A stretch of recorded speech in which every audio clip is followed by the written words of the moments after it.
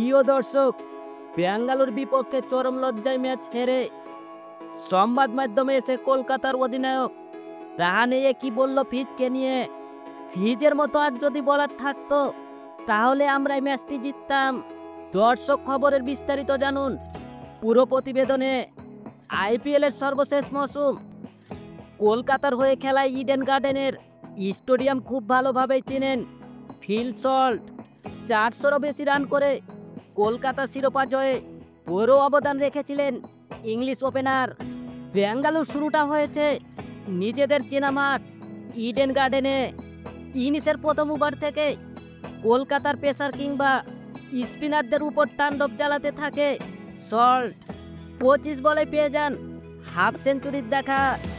এক প্রান্তে সল্ট যখন ঝড় তুলছেন, অন্য প্রান্তে দেখে শুনে খেলতে থাকা বিরাট কোহলিও বাঘের মতো গর্জে উঠে।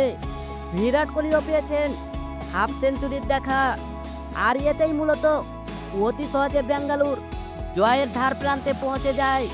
বোলারদের এমন অসহায় আত্মসমর্পণ দেখে ম্যাচ শেষে গণমাধ্যমে এসে অধিনায়কের সোজা উত্তরে বলেন, যদি ফিজের মতো বোলার থাকতো অবশ্যই আমরা এই ম্যাচটি জিততাম।